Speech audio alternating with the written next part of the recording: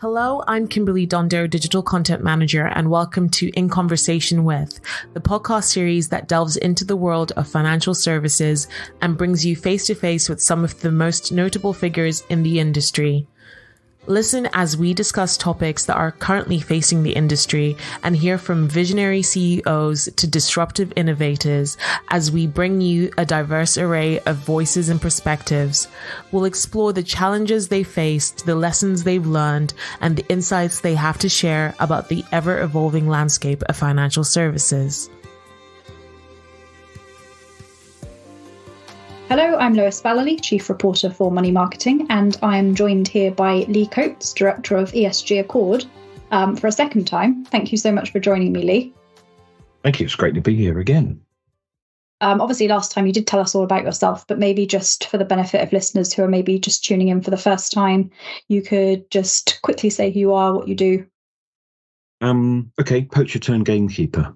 There we go. 31 years as an IFA, and now working with my business partner, Ellie Dowding, running a compliance support business for advisors, specialising in helping advisors deliver advice on ESG and sustainability. Cool. I think last time we spoke, ESG Accord had not yet launched, but now it has. So how's it going? Yes, the Accord initiative is alive and well and incredibly busy. So we've had hundreds of downloads of our free-to-access compliance framework for advisors, which is really gratifying. We've put a lot of time, pretty much 18 months in building this framework, and then to be able to deliver it for free to advisors is really good. And the feedback we've had is fantastic. Advisors are downloading, because it's just a series of templates. So they're downloading, tweaking, and then embedding it into their advice process. Great. Sorry, yes, I should have said Accord Initiative. ESG Accord is the company that had launched, of course. The Yes. Accord Initiative hadn't launched, but anyway, you clarified, so that's fine. So yes, today, last time we spoke, as I say, it was before the launch of the initiative, and we were talking a bit about what advisors need to know about the FCA's new sustainability disclosure regulations, including the labelling, and we talked also a bit about ESG ratings and whether advisors can rely on those and whether they should be using them. So for anyone who hasn't listened to that, I would highly recommend it. Go back and have a listen. But for this episode, we're going to be looking a bit at the FCA's 2022 Financial Lives Survey in relation to what it says about ESG and responsible investment. So perhaps we could start off, Lee, you could just give us some of the key takeaways from the survey from your perspective. If I just go back one survey before, so if we look at the 2020 survey, the summary of that is that the FCA found from surveying, I think, a few thousand people, that 80% of the public wanted to do some good with their money. Now, do some good is quite a nebulous concept, but the principle is, when asked, 80% said, yeah, okay, if my money's doing something positive from an environmental or social perspective, then yes, please. But 71% specifically said that they want to protect the environment with their money, and coincidentally, 71% said they wish to avoid making unethical investments. Now,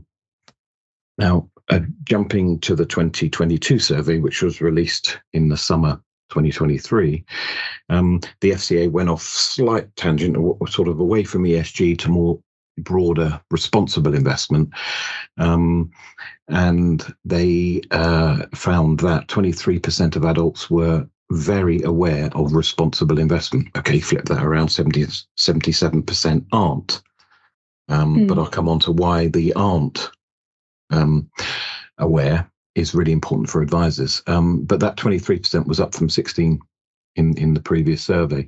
But 62% of those already with a pension or investment were interested in responsible investment. That figures up from 57. And then most adults and with pensions investments wanted to invest with ESG embedded. So we still often hear advisors saying, "Oh, my clients aren't interested in ESG," which in itself is problematic, because most funds probably in the next 12 months or so will have ESG embedded. So if the advisors are right, that means that most of the funds currently available that will be available within 12 months won't be suitable for those firms who know that their clients don't want ESG, because firms are embedding it. They will stop marketing ESG funds as, look at us, we've got an ESG fund, and they'll just embed it as a risk tool. So if advisors genuinely believe, and perhaps under prod have segmented their clients into, all my clients fall into one category, one segment before the other segments, which is they don't want ESG, that's great. They can have all the funds that don't do ESG, which might be 5% of funds available. Sorry, those are sort of diving around the stats there, but the important one is the FCA phrased it as most adults already with a pension or investment wanted ESG embedded. But I think probably from an advisor's perspective, one of the more interesting statements, more than sort of a statistic, is that investors found it really difficult to tell which responsible investment funds were genuinely following responsible investment principles. So lots of claims being made. And in the last podcast, I referred to how the sustainable disclosure regulations requirements will come with an anti-greenwashing rule embedded. And if you think about it, what that survey is saying is that investors who have looked for responsible investment have been really confused by the offerings and not really sure whether the claims that are being made are actually correct. Now, if you just take that at face value, it means the public are confused. But if you just make a little leap, it's not unreasonable to say that this is perfect territory for financial advisors. Because instead of saying, "Oh yes, come to us and we can give you advice on a portfolio of passive funds, trackers or something," "Oh yeah, but I can go and buy them online, thank you very much." It's, are you interested in ESG, sustainability, responsible investment? Yes, then you need advice. Yeah. Because the survey, FCA's own figure said, the public want it and they're confused by what's out there. How do you solve confusion around financial planning issues? You go to an advisor and you pay an advisor. Sorry, I just remembered another statistic. I mean, there's so many in this survey. It's really good. But it's around pricing and linking back to consumer duty, for example.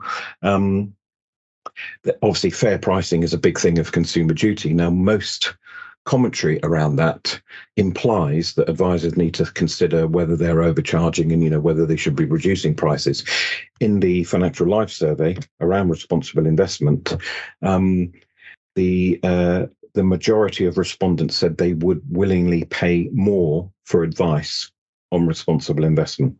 So you've got a perfectly positive storm or opportunity for advisors here to say, okay, public are confused, they want this thing, and they will pay more to access advice on it. Sounds good to me. Yeah, it does. It sounds ideal. But I think what you were saying there about responsible investing being so confusing, and even the word greenwashing, I think, has various different definitions. So just the whole landscape becomes a bit muddy and difficult. And I can definitely see why clients would need advice on it. But do you think advisors themselves at the moment, in general, have enough knowledge themselves to be able to offer the clients the right advice or comprehensive enough advice? Our experience is that the majority of advisors don't quite have enough knowledge and experience to offer fully comprehensive advice. We divided the market up into four sectors, or four quadrants, rather. And there's the, do absolutely loads of it, as in advice on ESG and sustainability, really used to it, building CPD, it's, embedded in the firm. And they tend to be the specialist firms. You do a Google and they come up as, hello, we're ethical money or something like that, ethical investors or whatever. So imagine that the top left quadrant, the bottom right quadrant would be those who, rather euphemistically say, are waiting for the retirement bus. They don't care whether their clients are interested in ESG, and they're not interested in it. They're probably the same sort of people that are not interested in embedding consumer duty. Retirement's coming, consumer duty is a catalyst to get out of the industry. However, the top right and bottom left quadrants, the majority of advisors acknowledge that they need more support and help in understanding, and need, especially with consumer duty, need help and support around the processes associated with it. And unintentionally, that's a great segue back to the Accord initiative, because everything that the advisors need to be able to sort of upskill and meet regulations, it's all available free on the Accord initiative site anyway. I mean, thanks to the broad industry support we've got to develop it. So I'm not being rude or pejorative at all. It's an area that often historically was triggered by a client. And now we've got a regulatory regime which basically says every advisor has to ask every client about ESG preferences. It might be that the clients say, 99% of clients say, not for us. That's fine. But not asking the question is a problem from a regulatory perspective. I think we might have touched on it a bit last time, but also asking the question in the right way. Because if you just ask a client, are you interested in ESG? And they don't know what ESG is, not every client's going to say, well, what is it? Can you explain it to me? That they might just not know what it is. So then therefore go, no, we're not interested. Exactly. Yes. Yeah. And interestingly, since the last podcast, not only have we had the momentous launch of the Accord initiative, but slightly more important, we've had consumer duty. Of course. Actually launched in the same month. That's changed the advice process. Is that the right word? Has it changed the process? No, it's changed the way that advice processes should work. Most advisors will probably deliver advice in the same way, but the premise of consumer duty is to deliver good client outcomes. And consumer duty requires that firms demonstrate how those outcomes are good. And a suitability letter on its own, just because it exists, doesn't mean that it's good. It probably is. But the FCA are interested in, how did you get to the end result? Show us your workings. And that can easily come back to the issue that you raised, which is just asking an ESG question. So how can you be certain that the client's response to, do you want ESG, completely out of the blue, how the dog, how the kids, blah, blah, blah. And do you want ESG? What's that? Environmental, social, governance-y things. You could switch the conversation for an hour around ESG and sustainability. Most clients probably don't have the time or the inclination to go into that much detail. And advisors certainly would find it problematic to go off at a tangent just to explain that one thing. And so therefore, most people, when hit with a question that they don't understand, respond with a negative, which is, I don't know what that is, so no. Don't do it to me, or don't give it to me, or whatever it is that this ESG thing is. Can I, until I understand it, can I keep it away? Well, that fails consumer duty, because if the client had time to understand it, or were given information before the meeting to understand what ESG was, they may have chosen a different route, which would have led to a different outcome. So the proof of good outcomes isn't simply saying in your fact find, do you want ESG? And in fact, fact sheet 21 from the FCA basically says, don't put ESG or ethical or sustainable in a fact find. It's the wrong place to do it. Yeah. And then just, what you were saying earlier about the majority of funds are going to have some level of ESG in the next 12 months anyway. So it's not really good for advisors if they're just asking, do you want ESG, and then getting the answer no, because then surely that makes it harder for them to place that client in the right fund, because they've only got a choice of 5% of funds versus 95%, or I just made that up, but Yes, yeah, exactly. Well, yeah, but the principle's still right. It's one of those can of worms that advisors really probably don't want to get into. I don't mean talking about ESG. I mean the idea that you're asking a single question, and clients don't know what it is, so they answer no, and so advisors then say, okay, let's say we jump ahead a year and 90% of funds have ESG embedded. That means the only funds that the advisor can recommend, because hopefully they've recorded that conversation, the client doesn't want ESG. So there's a client segment. Target market will be only those funds that don't have ESG embedded. So that's 10% of the market. So the advisors are going to have to build a portfolio by ignoring 90% of the market, or, this is where the can of worms comes in, ignore what they put on file and put clients in good funds that clients would normally be happy with, that do have ESG. But then how can you prove you've delivered good outcomes if the file says client doesn't want ESG and you've got a portfolio made up of 10 funds, 7 of which have got ESG embedded? If one of those funds underperforms, if I were a client or a claims management company, the first thing I'd do was say, does it say on the file that I didn't want ESG? Yes. Does this fund have ESG? Yes. Has it lost 50% of its value? Yes. Well, we can't be held responsible for losses in the market. No, that's true. But you can be held responsible for putting me in a fund that had ESG when your own file records that I said I didn't want it. Difficult to defend that complaint. Very tricky. So, I mean, and all of this conversation around ESG ignores the fact that it's a pointless question to ask the client anyway, in isolation, because if you ask the client, do you want ESG? What you're saying is, I'm not going to talk to the client about responsible investment or ethical investment or any of the sustainable labels or impact investment or anything else. I'm going to completely ignore that, which means at any point in the future, the client could come back and go, well, you didn't ask me about impact or responsible or ethical or sustainable.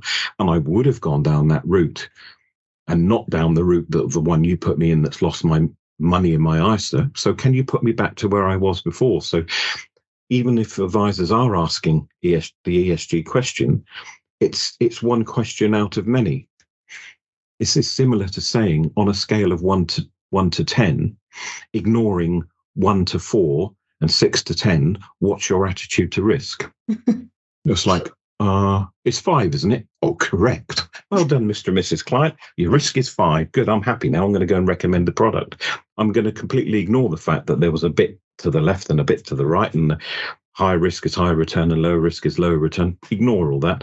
And it's much the same with ESG and sustainability. If you simply ask ESG, it's ignoring the fact that there are bits to the left and bits to the right. And clients might want to mix and match. I think when the labels come in, a lot of clients will end up putting a toe in the water and just saying, well, can I have half and half?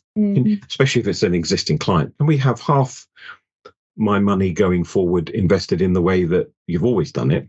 And can we try half in sustainable improvers or something like that? Can you go and build a portfolio and then we can monitor it and tweak it? Yeah. But all that comes back to having a conversation with every client, not waiting for the client to raise the issue. Because if you're waiting for the client to raise the issue, it's the same as waiting for a client. But imagine a new client, you're waiting for the client to raise an issue, and the issue is risk.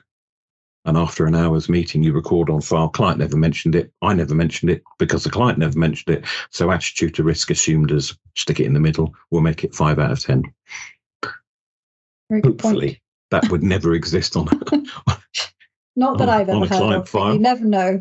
You never know. But for firms that would be outraged about that sort of process, they should be equally outraged about a process that said, I'm going to talk to you about ESG, but I'm not going to talk to you about all these other options, which basically means it's a binary thing. Do you want it? Yes or no? Well, what is it? We haven't got time to talk about it. Do you want it? Yes or no? No, maybe. I don't know. Well, we'll say no if you don't know, shall we? And human nature is you don't say yes to something you don't know. You say no. But no may not be the right answer. And you certainly couldn't prove it under consumer duty that you have delivered good outcomes, because the first thing any file review will do, whether that's desk-based monitoring, file review, or file review from a compliance firm, or even from a claims management company, will be show us your workings. How did you get to that outcome from that discussion? This isn't a big part of the consumer duty, making sure the clients understood both the advice they've been given, but also surely the questions that they're being asked. Yeah, I mean, it's critical, summarized as advisors assisting clients to make an informed choice. If you look at consumer duty, all over it, but especially around investment, the references are to advisors assisting clients to make an informed choice, information available to help clients make an informed choice. Now, if the world of investment offers you ESG, 3 sustainable labels, ethical and responsible, and you discuss that with a client alongside what conventional investment is. We call that whole thing the spectrum of capital. So there's the conventional investment, conventional with ESG, that's ESG with risk, 3 sustainable labels, and let's put ethical and responsible at the far end on a not a hierarchical basis, on a level basis. You can have that conversation, but if you just pluck one thing out and say we're only going to talk about one option, that's the only one you've got, that's not an informed choice. So again, coming back to consumer duty and meeting or producing suitable outcomes for clients, the audit trail will go backwards from, let's see what you've produced and what you've recommended and how you got there by going through your due diligence, and before that through your fact finding, your attitude to risk, and clients' investment preferences and objectives. How did the client prefer their money to be invested? Well, in the same way they've always done it. No, that wasn't the question. How did they prefer? Well, I don't know. But you would know if you'd asked, wouldn't you? So there's a data gap, which is you can't demonstrate the client's preferences if you haven't asked them for their preferences. And to ask them for their preferences, you need to explain what their options are. So at a really, really high level, like I've just mentioned, using something like the spectrum of capital, clients get it. They say, I can go down any number of routes. And that's not talking about asset allocation conversation. Should I have so much in UK or so much international? It's very high level. It's about a pathway. What path would you like to take with your investment? It's conventional with ESG. The sustainable labels should be here by the end of 2024. And advisors have to give out information about them, whether clients want it or not. They have to have sustainable information made available at the point of advice, or ethical at the end. So an informed choice is about, okay, now I can see the different ways that my money might be invested. My preference is that we go down the way that we've always done it before. But that's an informed choice. I know what ESG is. I know what's sustainable. I know ethical. Not interested. Can we do things the way we've always done it? Now, the outcome that the advisor would have done anyway can now be proven to be definitely suitable, because you can say, well, here's the due diligence, here's the conversation, here's the client's evidence that the client made the informed choice. I sent the client a document that explained the spectrum of capital. I mean, all of that's available free on our website anyway, but it took the client 10 minutes to read it before the meeting, and they came in and were able to make an informed decision. That's absolutely perfect. But you take that aspect of talking about soft facts, softer data, if you like, from the client. You take that out of the equation, and all you're left with is the old approach, which is fact find and then risk. Straight into due diligence, straight into the suitability letter. But that fails under consumer duty, because when you unpick it and go backwards, you're left with a gap, which is, we know the fact find works, we know the attitude to risk works, but how did the client make an informed choice about how their money was to be invested? Yeah. I mean, it seems really obvious. Don't just assume that the client's going to make a certain decision, but I suppose maybe it's not. Well, I think the big shift is in the prove it element. You can have a really robust file. You can demonstrate robust due diligence. This is pre-consumer duty. You can have a well-worded suitability letter that explains why the advisor's recommended certain things and how that meets the client's needs. But when you take the fact that Consumer Duty requires the file to demonstrate that the client has made an informed choice, you instantly then say, okay, informed choice on what? And if you then feed into that, oh, I asked the client about ESG. So where that's good up to a point, but how can the client make an informed choice about whether they want to go beyond ESG into sustainability or into ethical, or make a conscious decision to go down none of those routes if they don't know those other routes exist? Yeah, exactly. Good point. I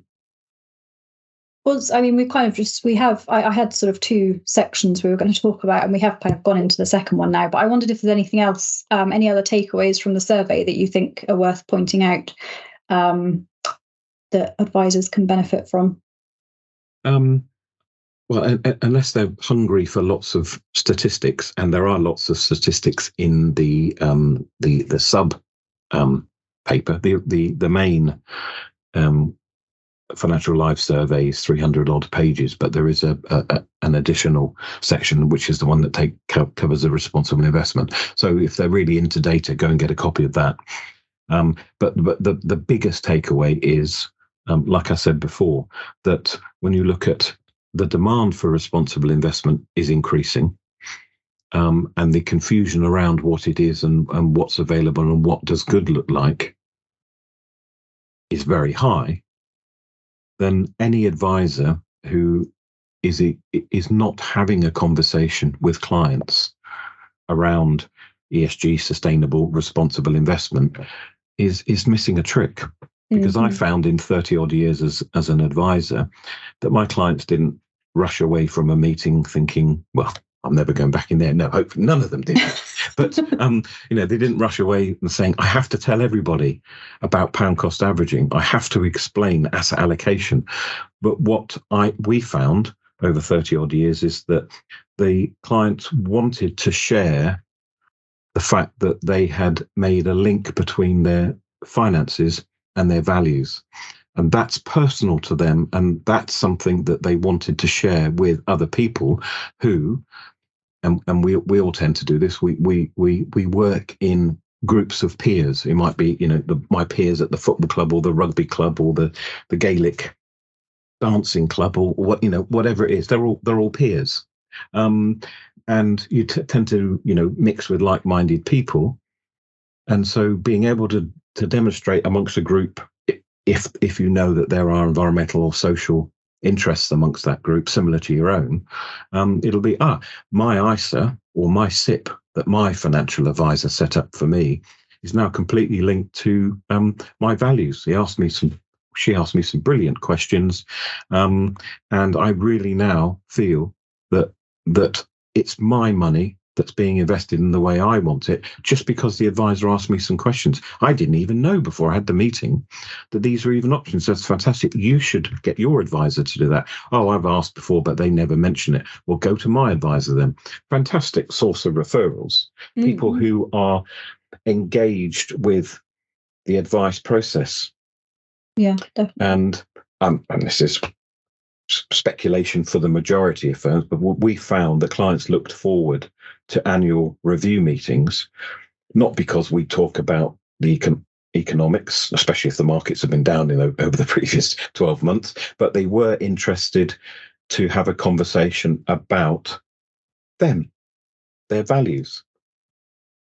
Is there anything that you've become animated by, interested in, engaged with over the last 12 months? Oh yeah, I've been reading about this subject. Oh, okay. Well, that whatever subject it might be, you can say, well, there's no way I can directly link that to investments. Or you might say, that's really interesting. There's a type of fund that, let's say impact, where you can actually direct some of your money to generate a financial return and measurable climate or social benefits. Oh, that's absolutely fantastic. We didn't discuss that before. That's because last year when I asked you, you weren't reading this book or whatever. No, you have been reading it and you're interested. that's a very, very engaged client. Like I said, more likely to make referrals, but also one who is much easier to deal with. Yeah. Definitely. Because you haven't got my advisor does this and it's a load of stuff I don't understand. And, clients don't have to understand asset allocation, pound cost averaging and alpha and beta and all that. That's what they pay advisors to do.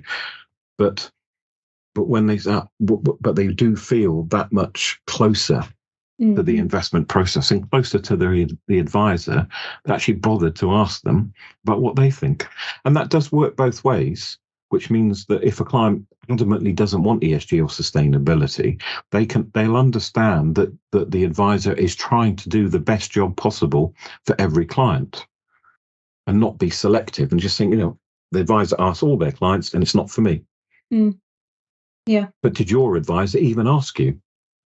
Well, it wouldn't be for me either, I know. But that's the type of advisor mine is. They do take that time to ask those extra questions. And if yours isn't even asking you, even where the answer's no, what else is it that they're not asking you? What else is it that they're pre-selecting? They're going to arrange for you without asking because it was easier. Yeah. My advisor took the time to talk about it, and I didn't want what they talked to me about, but I know why I don't want it. Yeah.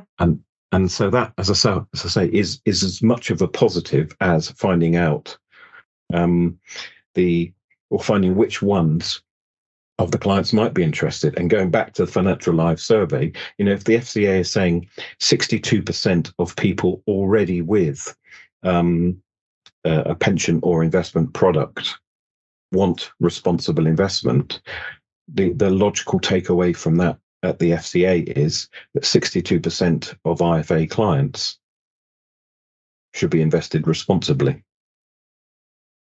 Interesting. I suppose no matter how well an advisor might think they know their client, they can't just assume that they're going to make a certain choice. Absolutely not. No. I mean, if a lot of the things are very personal, and some things may come out. You might go to a client and it might be obvious that they particularly religious, but making that connection between their religious values and their money, that's the bit that historically hasn't always happened. So you can go to the clients, they could be evangelical Christians and absolutely fine, and you say that's sort of who you are, but I'm here to talk about your financial needs. So I've done a fact find. I haven't got a space on my fact find for Muslim or evangelical Christian or Baptist or Seventh-day Hoppists or whatever. But asking the question and then saying there are implications for the way that you live your life in the way that we can invest your money. And that actually comes back to also one of the bits of consumer duty, which is foreseeable harm. Now, foreseeable harm has generally been accepted as you put money in, it loses money, you take money out, you realise a loss, there's a harm. But harm could be much broader than that. If a client, let's say you're speaking to a Quaker client without knowing that they were a Quaker client, putting their money for 10 years into a product which had 2 arms companies in the top 10 holdings, the harm, the personal harm to that client of knowing that because their advisor didn't ask about them, about what was important to them, that they have spent 10 years investing in the very thing that is completely against everything that they believe in and stand for. So they'd be able to demonstrate they have suffered foreseeable harm. Why was it foreseeable? Because ethical investment's been around since 1984 as a retail product. So it will be difficult to point out, oh, well, it's all fairly new. Well, how do you define new? Some of the clients' advisors may not have been born when the stewardship fund was launched by Friends Provident in 84. So it's pretty foreseeable that this fund's been around longer than you have. And so therefore asking whether that sort of thing is suitable for you is not unreasonable. But not to ask the question could instigate leads to foreseeable harm. Or a client, for example, let's say you've got 2 clients. both of whom are the same age and the same amount of money, and they both have the same objective. In 25 years' time, I want to buy a boat and go sailing. Now, from an investment preference and objective perspective, you've sort of set the objective. I give you some money now, as you're my IFA, and you give it back to me in 25 years, and hopefully it's a lot more that you give me back than I give you, and that will help me buy my boat. But with a little more digging, you might find out one client that says, that's it. That's all you've got to do is take the money I'm giving you now and give me back more. That's it. Not interested in anything else. The other client might say, well, now we've had a discussion about sustainability, I really can't perceive of a situation where me investing in things that are causing climate change, pollution, plastics going into the oceans could in any way make me better off in 25 years' time. No matter how much money you give me back, I can't buy clean oceans. I can't buy clean air. So it's completely destroyed the idea of me having a boat. If you're going to allow me to spend 25 years investing my money, destroying the very thing I want to go and enjoy, there's foreseeable harm. I see. Yeah. There's a lot to it. Definitely. A lot more complex, but it's about having deeper conversations with clients. Yeah. And though that will only ever lead to positive outcomes, not only positive in terms of being able to demonstrate suitable outcomes in a suitability report, but clients are just going to feel much better about it. Yeah, definitely. So needless to say that informed choice is pretty integral part of the consumer duty. And we've kind of already touched on it a bit, but I wondered if you could just sort of explain, mainly for my benefit, how advisors can demonstrate compliance with consumer duty when building informed choice into their advice process. It's all down to record keeping. So if we come back to the example of those firms that say, oh yes, we've already got the ESG question in our fact find. Well, that fails informed choice simply because, one, it only talks about ESG and not the broader spectrum of capital. Clients don't, with a simple question like that, there's no context around it. So what does ESG mean in terms of how money is invested? Is it an investment strategy, or is it a risk management? None of this needs to be particularly complicated. It just needs to be a conversation. But even that, like I said before, you're not allowing the client to make an informed choice if you're restricting how much information you give them. And that doesn't mean hitting them with the whole of the CII syllabus at level 6. Read this, study it, pass the exams, then come back to me when you're ready to invest your $5,000. And then they would need to, because they could be their own advisor. they'll do it themselves, yes. No, so it's about client level conversation and client level detail, the person on the Clapham omnibus sort of level, and having a process in place that just makes that easier. So we produce a document called the preference pathway document, and it just says to clients, multiple different ways. I'm your financial advisor. I'm here to help you choose the right path for you. And here are the options. And it just quotes the spectrum of capital, and it says conventional. What does that mean? Conventional investment. Conventional plus ESG. What is ESG? ESG is this. ESG is applied to conventional investment as a risk thing. So we look at environmental, social risks to your investments, not risks of you damaging the environment, but the investment managers are looking at how the environment or social issues or governance issues could reduce the profit on the businesses you're invested in. Surely you would want to reduce any losses associated with poor processes. Yes, I would. Right. But then you want conventional plus ESG. And then obviously you move then into the sustainable labels when they come out, and ethical at the end. That, if you said to a client, that is the breadth at a very high level of the different pathways you could take with your investment, that's in a really simple, easy to read, client-friendly document. Advisors send that, the week before a meeting. We're meeting next week. Could you read this? And we'll have a conversation about it. So all the explanations about what is ESG or that's been done in a document. That's already facilitating informed choice. The partner to that document is what we call our preference pathway record, which simply sits in the advisor's hand or on their iPad or whatever, and it just goes through. Did you get the document? Yeah. Did you read the document? Yeah. Did you understand the document? Yeah. Are you able to make an informed choice? Yeah. I read all that. I've got a couple of questions, but let's work through those. But yeah, I know where I want to. I know the pathway I want my money in. How I want my money invested. So all of that can be demonstrated. How do you do a demo? A file will say, how can you demonstrate informed choice? Sent this document to a client, keep a copy of the document on a file. How did the client react to it? Here's a copy of the reference pathway record. It shows the client read it, understood it. We answered some questions. I made a note on that document about the client's questions and the answers. We've all agreed it. And then that records also which pathway the client wants. And they want to go 50% the way they've always done it, and 50% with these sustainable improvers, trying to make companies better, but not taking high risks or committing to 100% sustainability or anything. Fine, that's done. That feeds into the due diligence. Advisor puts a portfolio together.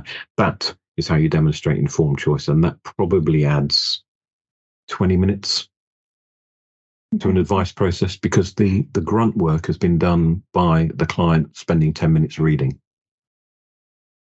Yeah, I see. Interesting. Cool.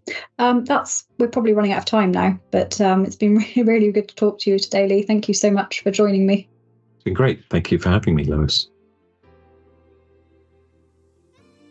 Thank you for listening to In Conversation With. We do hope that you enjoyed it.